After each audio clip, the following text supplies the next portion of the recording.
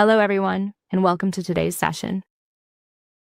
My name is Jordan, and I will be your host today. Before we dive in, I want to take a quick moment to introduce Microsoft Reactor. Microsoft Reactor is a global community space for developers, startups, and students to learn, connect, and build. We host free events, workshops, and meetups designed to help you grow your skills, explore new technologies, and connect with industry experts. If you'd like to stay connected and hear about future sessions, scan the QR code to subscribe to our Reactor newsletter. You'll get updates on new series, training opportunities, and community highlights, all straight to your inbox.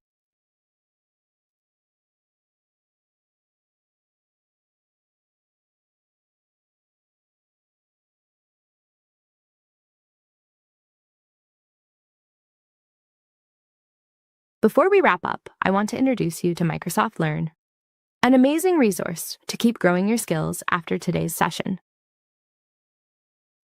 After the session, you can visit Microsoft Learn to continue exploring at your own pace. You'll find step-by-step learning paths, hands-on modules, and even certifications that can help you advance your career or deepen your technical expertise. It's the perfect next step to keep building on what you've learned here today. Thank you, everyone, for joining us today. We appreciate you taking the time to learn and connect with us. And now, I'm pleased to hand it over to our speakers. Let's get started.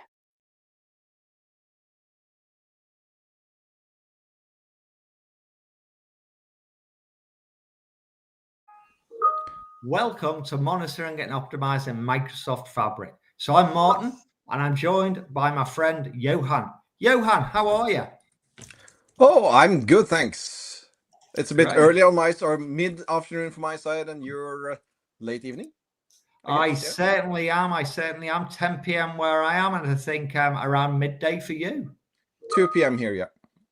Great stuff. So you're top of the morning for you. Yeah, got my coffee ready and everything, so that's fine. Nice one. I've got my chocolate and I'm ready for bed. But first, we'll get into this and we'll do a great job of explaining, optimizing, and monitoring to all our attendees. All right. So, as I said, my name is Johan. I'm a Microsoft Data Platform MVP. And these are my contact details. Let's jump over to you, Martin. Okay, thanks a lot, Johan. So like Johan, I'm a Microsoft MVP as well. I'm sort of specialized in Microsoft Fabric. Like most of the presenters on this series, my background's in SQL Server. I started life as a SQL Server DBA developer about 20 years ago, and I've come through that pathway onto Azure Data, and lately I've worked with Microsoft Fabric since its inception, just like Johan. So, Johan, are we joined by any moderators? We did. We actually have two nice people here, and they are the ones doing all the hard work today, because they will be answering your questions in the chats. Amit Shandak and Ilgar Zabariliev, I think, something like that. And I apologize, Ilgar and Amit, if I have misspelled it, but that's the way. Yeah. Okay. We are now on the third of this 4-session journey on your exam DP-700. So monitoring and optimizing solutions. Let's talk about some can't miss opportunities, Martin. Yeah, can't miss opportunities. So keep your eye, if you're attending live on YouTube, keep your eye on the chat. There may be some things coming through that you'll want to pay attention to. But before we get into that, there may be some discount vouchers coming along for PL300 and 600. Who knows? We'll have to see.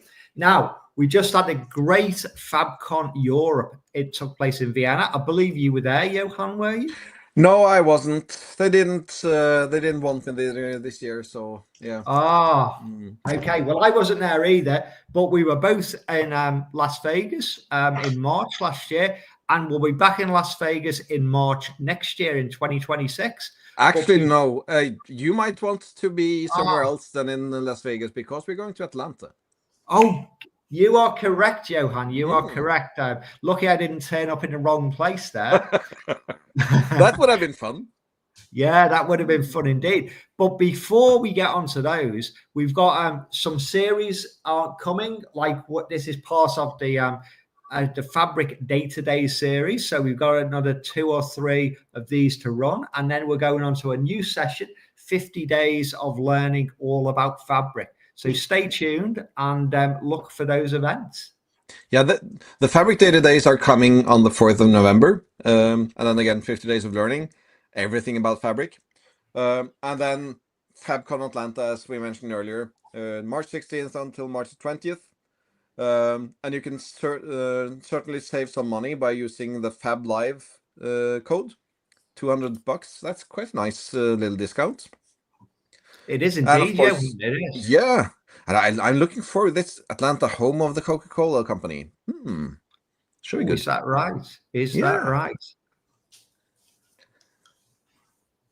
And remember, this is right now live and interactive. Yeah, that's good stuff. So all of our audience members, if you've got any questions coming up, throw them in the chat. We've got our 2 great moderators standing by. Hopefully they'll answer your questions. If there's anything that comes up that the moderators feel we need to elaborate on, they'll get it through to us and we will elaborate on it, will we, Johan? Well, we'll try at least. We will try. We can't do any more than that, Johan. We can't do any more than that. All right. So, monitoring and optimizing Microsoft Fabric solutions is the topic for today. So we're going to be using the DP-700 study guide as our guide through the series. And this is, of course, that 3rd part of this. So what will we cover today, Martin?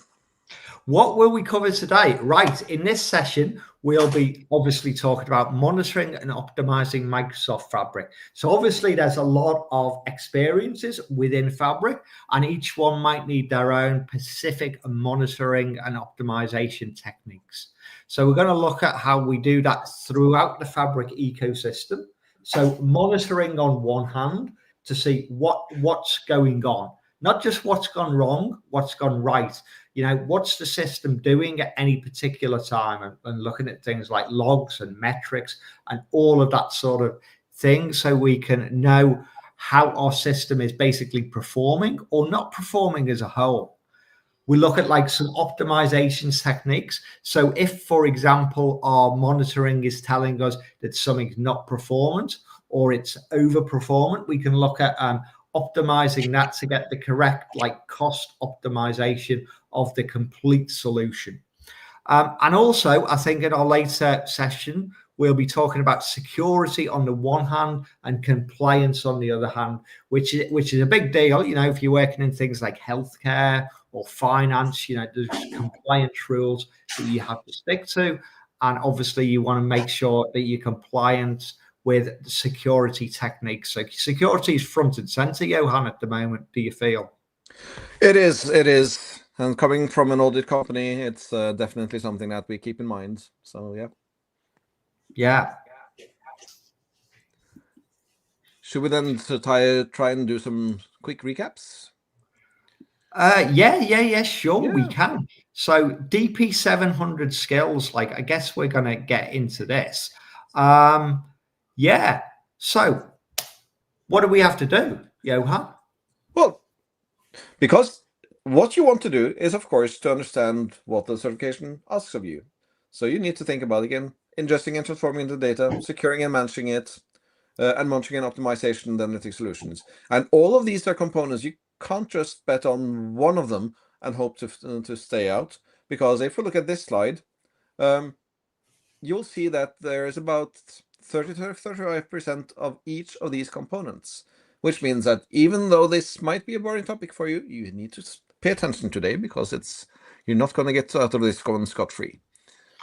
I think you made a very good point there, Johan. You said at the start, like, well, you've got to do what the certification asks of you. And Microsoft publish a list of what you've got to do, you know, what each section of the exam you'll be monitored on. And you can go through that list and look at it and know that it's going to ask you about this or that or whatever is on the list, and just stick to that list and brush up on those subjects, and you should be fine. That's how I got through these exams, Johan. Don't know about you. Yeah, it's sticking to it.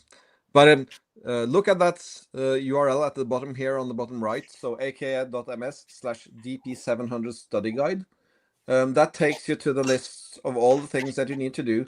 And there it will also point out all the different things that you can do to learn each subject that we're going to cover here. We certainly are. We'll cover the tool sets, how to optimize for transactional performance, how professionals transition to these things, and hopefully I'll give our audience some good clues around how to pass this exam. Yeah, hopefully, and fingers crossed you will, because I've gotten messages from people previously who've attended our sessions and they've been happy and passed. So that's yeah, and it's great to see that. As a presenter, it gives you a really good feeling that you've helped people out. I've got a few like that, and I know a lot of people who presented these sessions before. I've helped people out and got good feedback as well. So should we get into it? Yeah, we should. So okay, so why monitor and optimize Microsoft Fabric? What matters in Microsoft Fabric? So let's see what we're going to talk about. We are going to talk about, the significance of monitoring. So there's monitoring and there's optimization. Sorry, the two things go kind of hand in hand. They're different, but one helps the other and the other helps back the other. So we've got to monitor and collect metrics around what's going on in our ecosystem, whether it's a small bit to one side, whether it's affecting the whole ecosystem, whatever it is. Our monitoring is aimed at telling us what's going right or what's going wrong. Because one of the big things that we do want to do is maximize the performance and the efficiency. So we don't want to over provision performance. We don't want our compute scaling up when we only need a little bit of compute. And at the same token, we don't want a little bit of compute when we actually need a lot of compute and things are grinding to a halt. And so that's kind of cost optimizing it, keeping the costs under control and giving us a good view into what's going on. So effectively, that's better resource allocation. So as we put the correct resources in place, we can provision them at the right level to give us an optimized cost.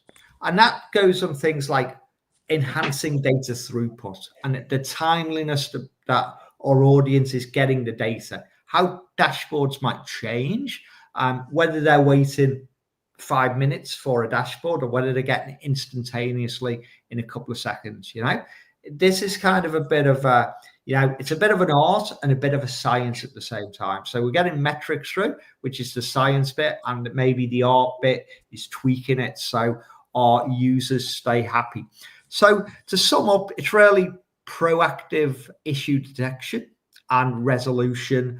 Not just being proactive, sometimes it's reactive, but mostly what we want to do is be proactive and sort of come across on optimization techniques before they turn into problems. So have we got anything else there? Oh, yeah, we're going to cover the benefits of monitoring and optimization ourselves. So what exactly are the benefits? So we might want our solution to scale, say we've got to churn through a lot of data, but we've only got small capacity to do that, small compute. We actually want that to scale in real time. So we've got enough capacity to churn through all that data and to process it in the time in an efficient manner. We also want to reduce risk. If we've got things have gone wrong, like data corruption, we need to know about that ASP. If we're dealing with a SaaS system, so hopefully things go right, but we can't rely on them going right all the time. We've got to be proactive, as we just talked about, and know that if things do go wrong, can we revert to backups? Do we have a plan to get them out of it? And the best laid plans are kind of really good to put in place. and deal with any kind of suboptimal situations that come up. Would you agree, Johan? Yeah, definitely. Yeah, okay. So it's all about user experience. At the end of the day, we've got users obviously tuning in and using our solutions, and they're going to give feedback. We've got to keep them happy. You know, you might think it's all about the tech. Obviously, the tech's a big part, but the user feedback is really important. So improving their user experience and keeping them happy, maximizing the capacity that we've got, using it to the best of its ability, and also setting up alerts. So alerting is a big deal. You know, if there's things that need addressing, we need to know. I mean, we're not going to sit in front of a monitoring screen for 24 hours a day. So what we need is alerts that come through in real time, and maybe not just alerting a human being, maybe kicking off a process that can heal whatever's gone wrong itself. Some sort of automated process to do. So there's a few things there. I think I've explained that, at a high level, Johan. So I tell you what we should do. Should we dip into this in a bit more detail and let our audience see what we mean by some of these features? Sure. So let's see. Monitoring. So in Fabric, you can schedule activities and jobs that perform tasks like data movement and transformations. Some activities may have dependencies on one another, and you need to make sure that the data arrives in the expected location on time. And of course, system errors or delays don't affect the users or downstream activities. And downstream, I mean, upstream is the source, and downstream might be your Power BI report. So that's the full stream. End-to-end processes need to be managed to ensure that they're reliable, performant, and resilient. And one aspect of this is, of course, monitoring. And you monitor to identify and handle any long-running operations and errors effectively. So by doing this, you can minimize downtime and quickly address any underlying issues. So these are some of the following activities that you can perform to deliver the data to users. And these activities should also then be monitored. So data pipeline activity. So a data pipeline is a group of activities that together perform a data ingestion task. And the pipelines allow you to manage, extract, and transform and load, so ETL, ELT, whatever, activities together instead of doing them individually. And monitoring the success or failure of jobs and pipeline activities is therefore crucial. Look for errors if the pipeline failed, build alerts that trigger. So for instance, using the data activator in real-time intelligence to trigger on a notification or trigger something else when things fade. Data flows are tools for ingesting, loading, and transforming data using a low-code interface, whereas the pipeline activities are more full code. And data flows can be run manually or scheduled or run as part of pipeline orchestration.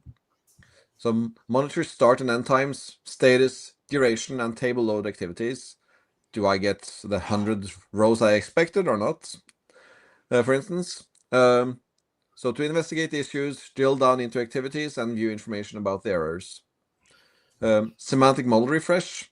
And the semantic models, as you might know, is a visual representation of the data model. And that's ready for reporting and for visualization. So basically consumption by Power BI, for instance, or most of the time it will be Power BI. So it contains transformations, calculations, and data relationships. And changes to the data model require the semantic model to be refreshed.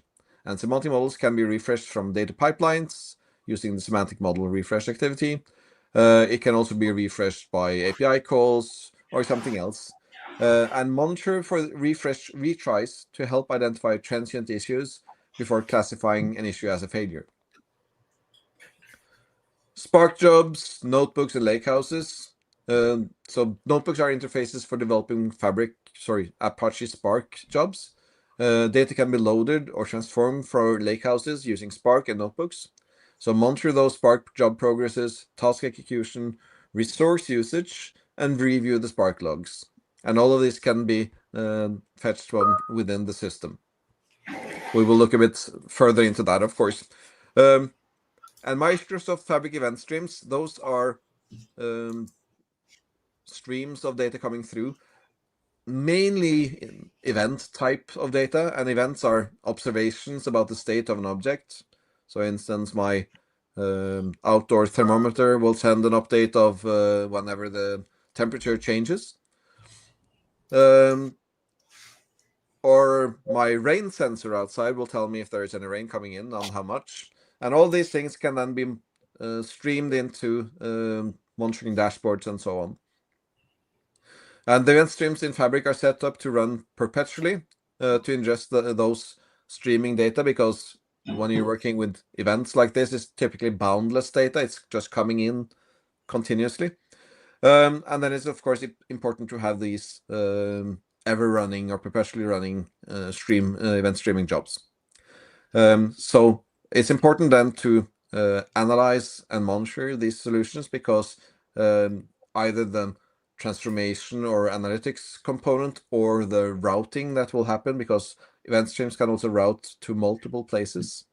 So to monitoring that streaming event data, ingestion status, and ingestion performance is crucial. The monitoring best practices is to, monitoring is to collect system data and metrics that determine if a system is healthy and operating as expected. Monitoring exposes errors that have occurred and when they happened. So to investigate issues and remediate errors, historical data is analyzed to get a picture of the health of a system or process. Make sure to continuously monitor the data ingestion, transformation, and load processes to ensure they're running smoothly. And the monitoring best practices include things like identifying what to monitor in your estates and the metrics that you need to track. Collect and analyze data on a regular basis to identify normal behavior, because when you can identify what is normal, it's a lot easier than to identify or spot the anomalies when they occur.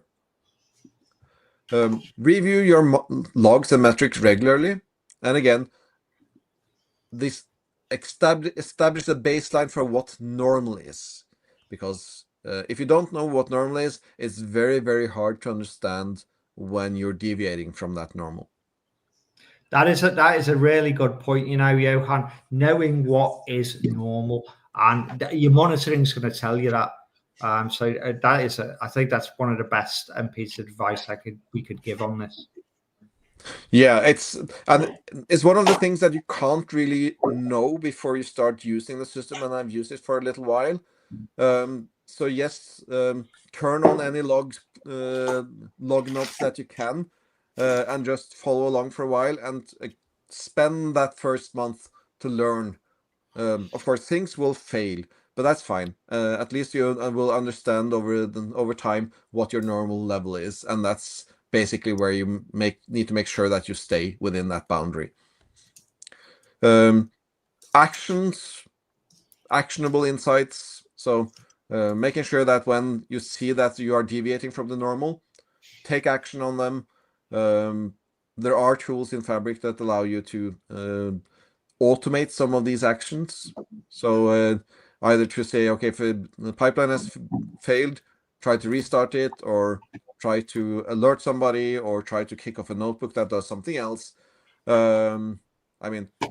Basic IT responses, have you tried turning it on and off again? You can actually do that in Fabric as well. Maybe not recommended in all cases, but it's doable.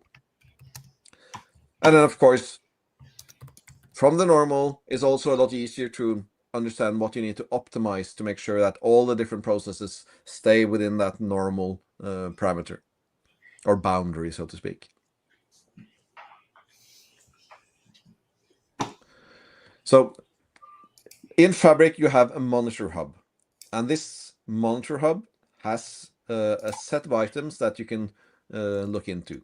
The monitor hub will collect and aggregate data from select Fabric items and processes, and it scores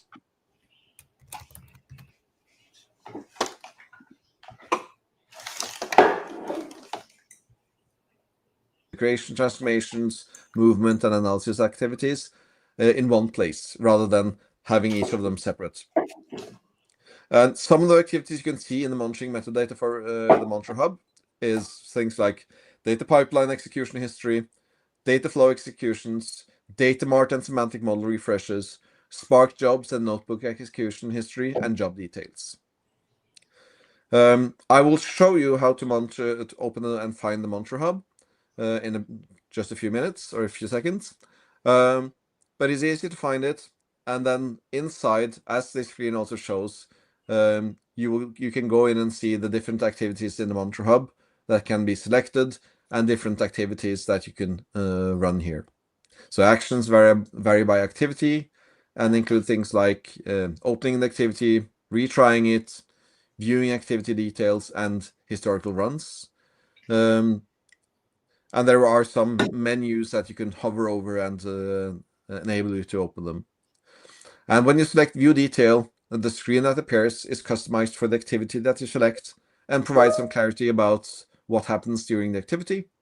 And you can view metadata such as status, start and end time, duration, and activity statistics. So to investigate what happened during an activity, some activities in Monitor Hub include hyperlinks that allow you to drill down into the execution details. Information is provided about any errors and the success and failure of an execution. Spark activities across items can be viewed, and you can view the Spark applications triggered from notebooks, Spark job definitions and pipelines, and more. And there are some details on this on Microsoft Learn as well, where you can look for Apache Spark monitoring overview. Then I will see if I can find my demo environment and go to that into the right screen for you. All right. I'll zoom in a bit. So on the left pane here, you will be able to see, or can you see my screen, Martin? Johan, sorry. Yeah, really looking forward to seeing this monitoring hub. I don't think we can see it. I don't think I see that. I can't see it. I don't know if you just shared a window or you I shared a window in here, and I shared my entire screen, but I'm suspecting that there's something stuck in there. Let me try something else, and we'll see how we can get that running. Okay, yeah. There's something about the way that this sharing mechanism it works. This is why we're monitored. I'm monitoring you, Johan. You're monitoring me. It's looking good, mate. It's looking good. We're deviating from the norm. Right. Yeah. Sorry about this, people. It seems the sharing mechanism is a bit flaky today. Rather than sharing the whole window screen, it shares just a window. Let's see how that turns out when we switch back again to the slides, but oh well. Right. So monitoring, on the left side here, you have this menu pane, and you can click on the monitoring. And here you will get into the monitoring. Of course, this is my demo environment. There's not a lot of production data showing here. But you have these different reports. There are two tests here, ignore those. But the Purview Hub, chargeback reporting, content sharing, and feature usage and adoption. And all of these are available to you to look at. So if you go into this one, you can see here there's an ellipsis here. You can see some details. Those details, again, these are Power BI reports. So it's just the details around there. And I have an ellipsis here where I can open. I can see the historical runs, but I can open it. And for some reason, that just showed me the refresh details. Oh, that's lovely. But here is the Power BI report. So this is the feature usage and adoption report. You can see here that I have my capacity names available. I can see the total activities and users by date. And again, it's just me here, so there's no real wonder that there is one active user every now and then coming in whenever I poke around. What kind of operations are most active? I can go in and see which capacitors are active. Mind you, again, this is a Power BI report. it needs to be refreshed to load in. There is an active capacity here, but that doesn't show because it was refreshed an hour ago, 2 hours ago. But you can see here my workspace info is not available. That's curious. Okay, Data Fabric is my most used demo workspace. I can see the users most active. User info not available. For some reason, that's should be me. It's just me here. So this is the usage report. Then let's go back to Montre again, and you will see that we have a content sharing as well. Let's open that and see where that opens. And that, of course, also opened the wrong pane. If any Microsoft PMs are watching, you need to check this out. Anyways, so this is the content sharing. And here you can see the total items I have available, and items in this place. I mean, you have workspaces, and within each workspace, you have a number of objects or items. So by items by workspace, you see that I have a workspace called Data Fabric. You saw that in the last report as well. That's the most populated workspace. Then I have one called Alpine Lakes, which is the second one with 34 items. And then I have two more with some more items in them. And I can go in here and drill through to see. Let's see now if I can actually get it to drill through on them. No, I can't. So I can also check that by workspace, sorry, by capacity, to see which of the capacities are most used here.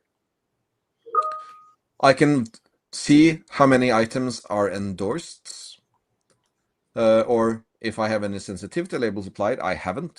Again, this is a demo environment. I haven't bothered to do that for these. But of course, if you're doing any real production work, you would really want to make sure that you have your sensitivity labels applied. See which domains you have active. If you don't use domains, they are also a very handy way to group workspaces together. And if you have multiple workspaces available, you can search on the domain level, and it makes it easier for people to find the workspaces. And then what kind of items I have available. I have semantic models. I have a lot of event streams, some reports, some KQL databases, and some workbench, running queries. And it makes sense because I do a lot of KQL on my free time. So that's where that comes from. I can go in and see more details on things like which items are and where they are lying. And I can go in and look at the workspace level here as well. So there are information, lots of information on content that I can look at in this report. And then let's see if we just need to close a few of these to get back on track. Monitor, and then the chargeback reporting is the final one that we want to make sure that we look at. Oh, come on, I didn't want that. Open. It really doesn't like me today. I think it's something with the demo gods or something. And why doesn't it not? Okay.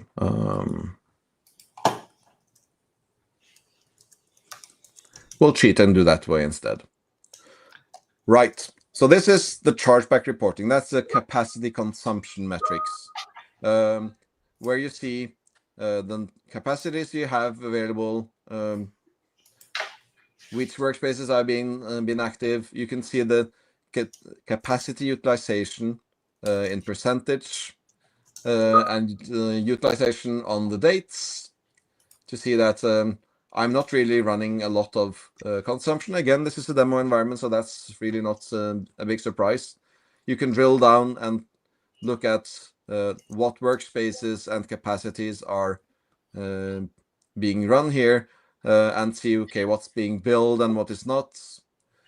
You can drill through to workspace details, item details, or domain details as well if you want. And these are all quite handy. But again, it's important to remember that these are Power BI reports. They are not showing anything in real time. They will need to be refreshed whenever. And they're running on the capacity level, which means that if a capacity goes over consumption or you're being throttled, they will not show anything different. So these are just for hindsight monitoring and viewing. There are also some other options that you can do. For instance, inside the real-time intelligence, you can provision a monitoring custo database that will track all the consumption within your real-time intelligence space. But that's not for the whole thing.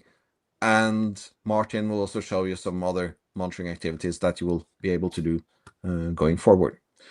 But let's jump back into the slides. And I think, Jan, if you can hear us, you can switch over to Martin's screen now.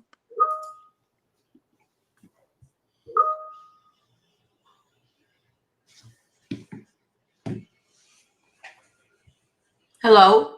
Yeah. Hello. Just 1 second. Just 1 second. We're having a few issues here today, sharing screens. So I'm going to talk about optimizing analytic solutions here.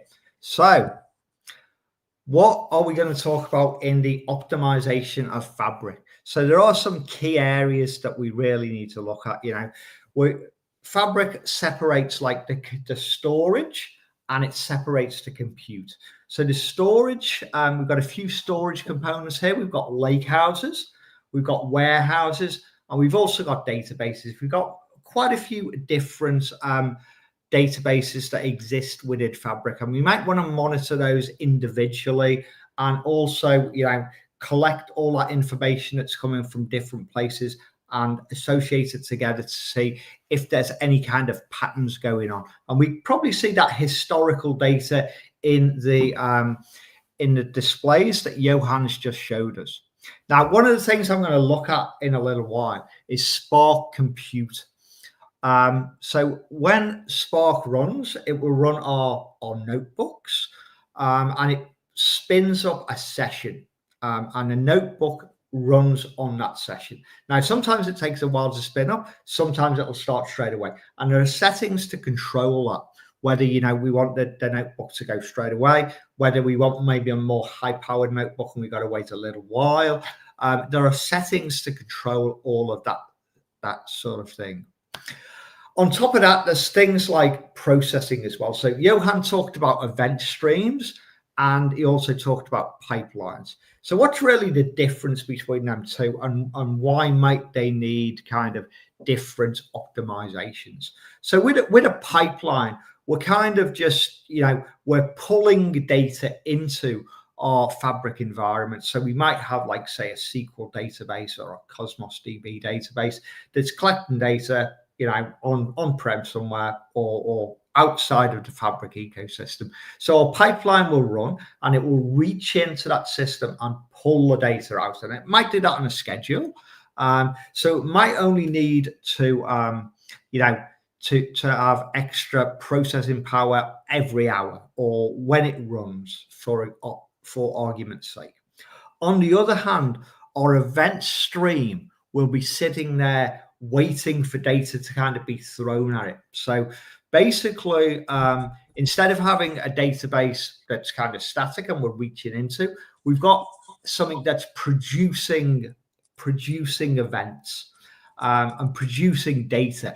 And that production of the data is kind of being, if you can imagine, it's being thrown at the event stream. So the event stream's just sitting there waiting for all this data to come in.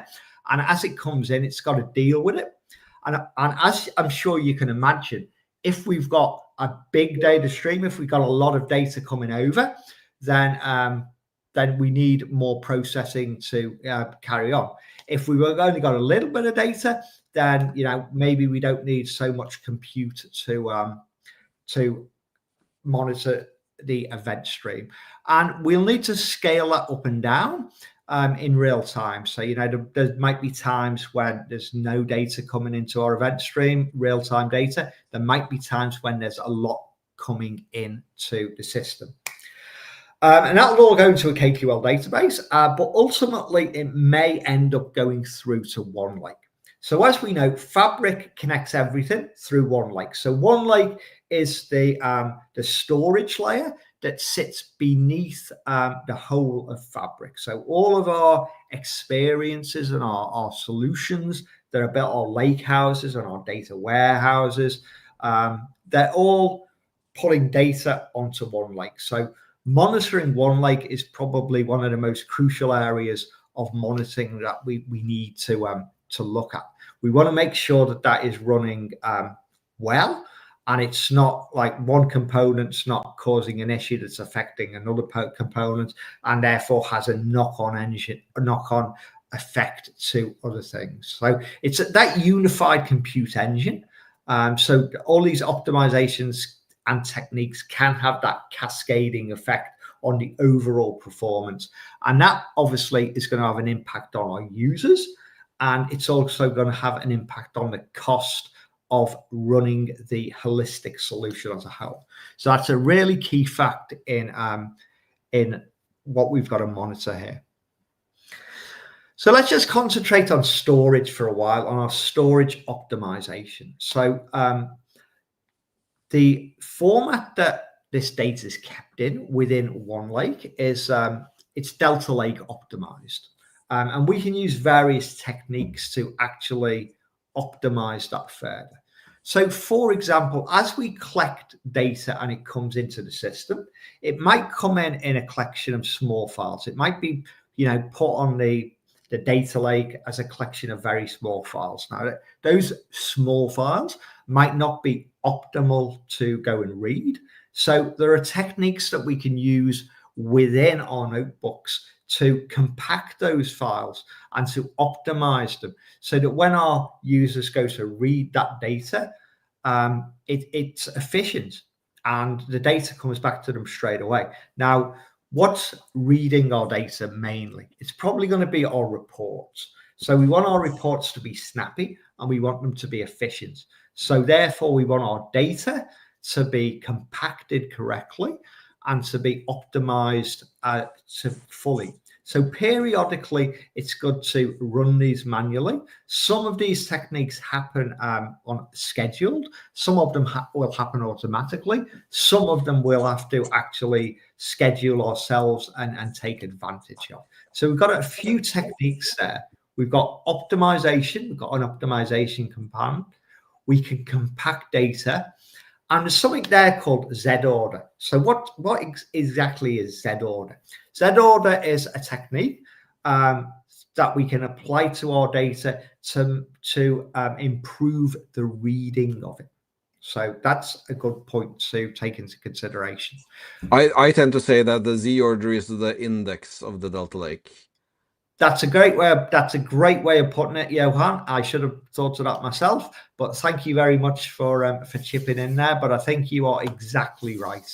So anyone who's dealt with SQL Server and data, back in the past, that they'll probably have no problem switching onto these techniques there. And we've also got partitioning and caching to enhance read performance of large data sets. Very closely related is a data warehouse, different than a lake house, but some of the techniques are very similar.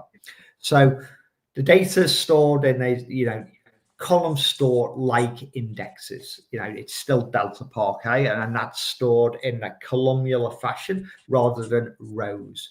And so making that run efficiently for analytical queries is something that we really do want to do. So monitoring those distribution keys, coming up with good partition strategies. So we can't rely on the system to do everything for us. We've got to have these strategies and tell the system how to implement them. So we can balance performance across the nodes, we can optimize cost, and therefore we can make our systems good for our users. Okay, so what are the other compute and processing optimizations that we might use? So our pipelines, they need to optimize data movement, and probably, as well as optimizing it, they need to limit unnecessary movements, unnecessary transformations. But when they need to transform data or move data, if they can leverage things like parallelism, that's probably a good thing. Do we need to move a full set of data when we're only maybe updating a partial piece of it? So incremental loads instead of full loads. Do we need to do a full load when an incremental load will do? A full load will take more resources and ultimately cost more money. And an incremental load will probably be a lot cheaper. We can configure triggers on pipelines to kick off events and run the pipelines effectively. They can be based on events. So when something happens, that could kick off the trigger and some event could happen, whatever that is. We've got our real-time data. So most people I talk to have been dealing with sort of pipelines. But nowadays, there's more event stream data coming in, and the real-time system and the real-time hub within Fabric is becoming a lot more prominent than it maybe has been over the last few years. And the event streams, the event houses that house KQL databases are becoming more widely used, and therefore obviously need monitoring well as well. And then we've got Spark. So we talked about our notebooks running on the Spark engine and the Apache Spark system running in the background, and the optimization techniques that we have to do there. So optimizing our cluster sizing based on workload needs, our partitions, and so on and so forth. And we've got some query optimization techniques for SQL Server that most people who've been in DBAs would be familiar with. Leveraging views, indexing and query hints, optimizing your query patterns. So, tuning your queries, just because, like, let's say we've got two queries, they both run, they both bring back exactly the same data, but one might be far more performant than the other. And that's to do with the design. And the design will play a big part in the optimization of the actual query in general. And as we talked about, Johan touched on quite a lot, the monitoring of the, in this case, query plans, but monitoring anything in general. So before I go on to the security and compliance with Johan, I'll just dip into my Fabric capacity and I will show you where to go. So Johan, I'm just going to go over to my Fabric instance, and if you could me, if you could see my screen, okay, because I've got. I can, yeah. You can, okay. I'm just going to dip into my Fabric over here, and we'll look at where we can see those Spark settings. So right now, I think we are showing the wrong screen. Jordan is showing mine. Oh, are we showing your screen? Okay, all right. Now we're back to yours. So okay, so back to my screen, are we? Okay, so let's dip into one of our workspaces. I've got a demo workspace over here, which is called Fabric Demos. I use this demo workspace for a lot of other things. And let's dip into this workspace in general. Let's go and we'll look at the workspace settings. So within the workspace settings, we will find down towards the bottom, we'll find a section called Data Engineering, Data Science. If we drop that down, we'll see some Spark settings down here. Now, there's a few settings we can leverage. When a Spark session runs, it will kick off what we call a starter pool. Now, a starter pool will literally start pretty much instantly within a second or two. There's no delay. But if we want something that's maybe a bit bigger, then we can choose a new pool and we can configure that with different sizes. So it doesn't have to be small, it can be large, memory optimized. We can choose to auto scale, so we can go up between, say, 1 node and 10 nodes. We can dynamically allocate our executors, which are the nodes that help the compute. And obviously, we need to give that a name. We're not going to do that. We're just looking at the settings here.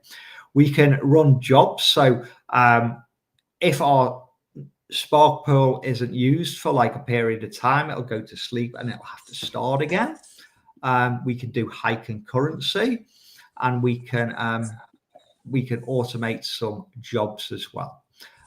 Within the notebooks, actually, before I hand back to Johan, I'll just talk about some things within a pipeline. So I've got a pipeline over here, run notebooks. So I just wanted to make a small call out to this.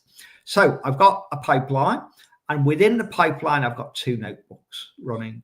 So what might happen under normal some circumstances is your notebook will run, it'll run to its conclusion, and then it'll close down for some reason. Or it won't close down, but then the next notebook will run and it'll start up a brand new notebook.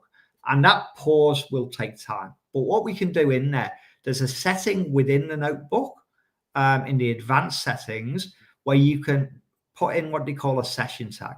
And if you put in the same session tag on both of these notebooks, so we've got the session tag there and we've got an advanced setting here, so we've got the session tag, the same session tag, then we can leverage the same Spark pool to run the notebook. So far more efficient. So little things like that can go a long way to enhancing efficiency. Okay, so I might leave it there, Johan, and hand back to you if that's all right. If we could go over to sharing your screen maybe. And I've got to apologize for some of the delays I had there sharing the screen. As you say, Johan, I don't think the demo gods are with us today. We forgot to sacrifice those version slides this morning. We did indeed. We did indeed, Johan. Such a shame. Right. Security and compliance then. Okay. Yeah. Take it away. We'll discuss some fundamentals and then some of the security and compliance, and then look at some tools that we can help monitor the security and compliance. So this is a high level, very simplistic architecture slide of Fabric, because Fabric is a foundation, or it's made as a SaaS service or software as a service. So it should deliver reliable and simplistic and scalable solutions. And of course, it's built on on Microsoft Azure, the public cloud, combined with Power BI. So there are things there here that you might know from beforehand. But if you're a data engineer that have previously worked a lot on the Azure side, so platform as a service solutions, you know that many of these data products have been requiring administrators to set up the service for security and compliance and governance within Azure. So you have your landing zones and you have your resource groups within them and the networking and the private endpoints and so forth. But because Fabric is a SaaS service, it's quite a lot easier to set things up and running. Lots of this requires either no setup or very minimal. But you need to think about the architecture anyway, because when we get into this is a web browser interface. So you log on to your web browser, you point it to app.fabric.microsoft.com. You then will hit the authentication. You put in your Enter ID, you get authenticated, then you hit the front end of this setup. And a lot of the work that you do, for instance, with all the drag and drop low code user tools, happen in the web front end. And then when you're done and you publish, they will be sent both to the metadata platform, but also to the backend capacity platform, where they will be deployed and created. And it's important to notice this, because when you're working within, say, an event stream, and you've created every single little detail you need, and your web browser crashes, I mean, it happens sometimes, that stuff is gone, unless you publish in between, because that just exists as a JSON file on your temp drive where your browser is storing things. So it's important to know that the web front end is completely separate from the back end until you start hitting publish and the API receives the create item commands. But it also means that we have several different parts here that are interactive and where you will need to think about things like networking, private endpoints, private VNets, these kind of things. Oh, God. So there, Fabric is a multi-tenant, so there's a logical isolation between these tenants as well. And tenants in this case will be the same as the Microsoft Entra tenant is one-to-one on those. Right. Oh, so data security. Okay, yes, security, Johan.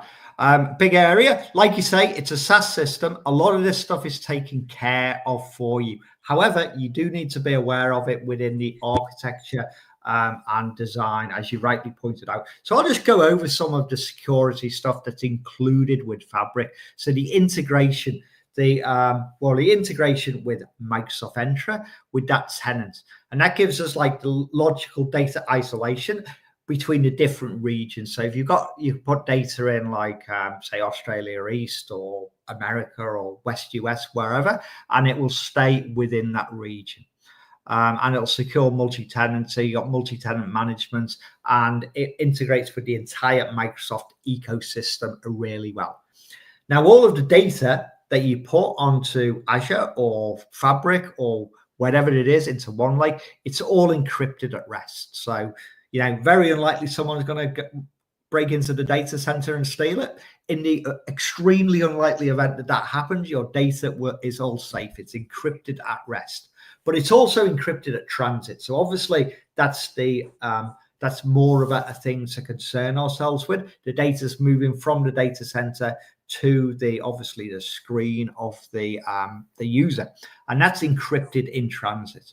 But our users, they only need access to the data they need access to, and that's got to be controlled somehow. So that's controlled a lot with role-based access control. So like we had in Azure, role-based access control, RBAC, is a big feature of Fabric itself. So that's the security aspect of it, Johan. Can you tell us about the compliance? Yeah, and I think we need to speed things up, by the way, because we've got 5 minutes left. I think you're right.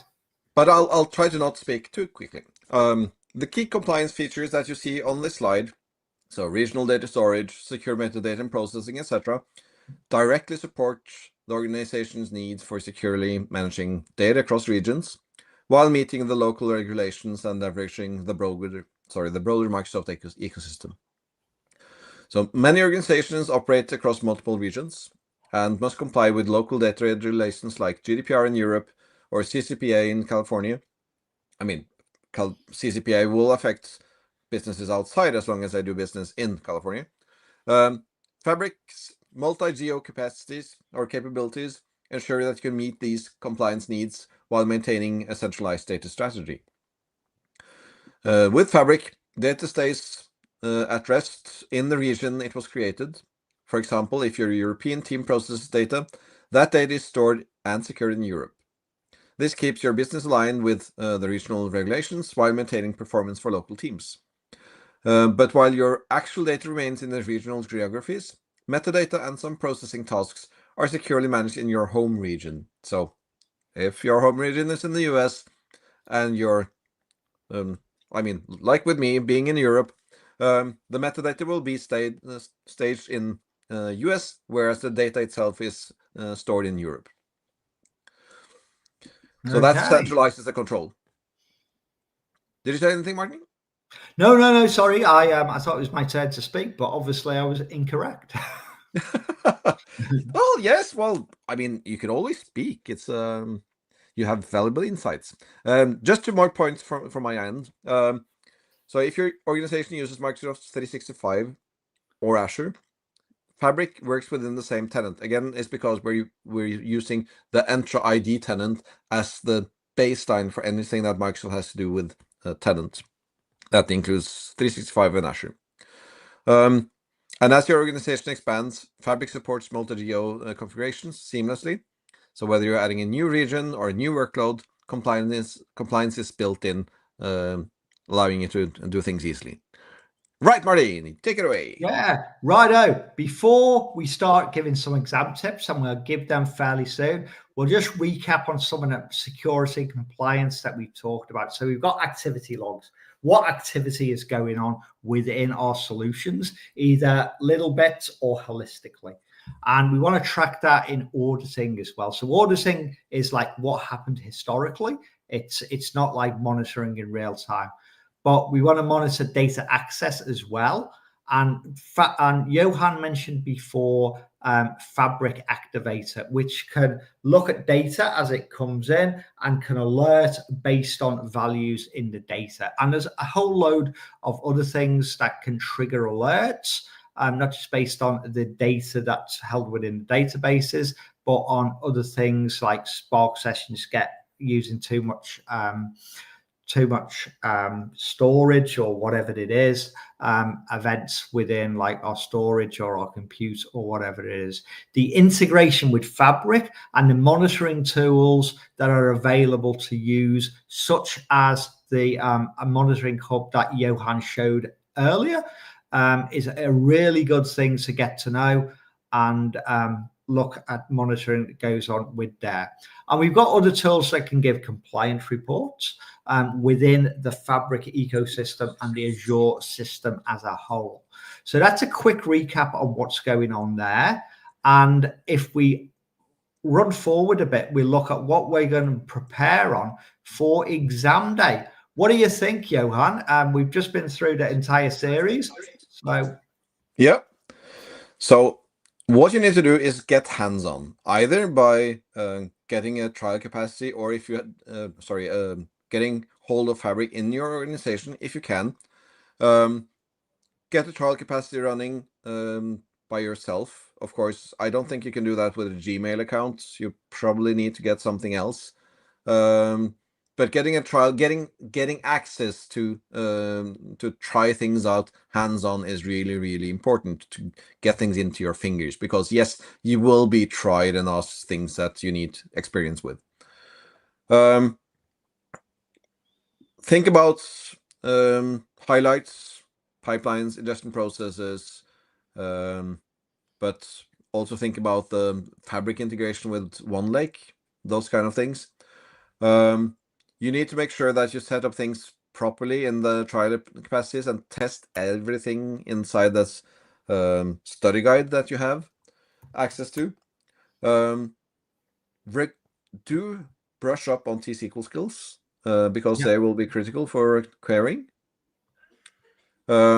Use the official Learn modules because that's important. There are all the things that you need to learn are on Microsoft Learn.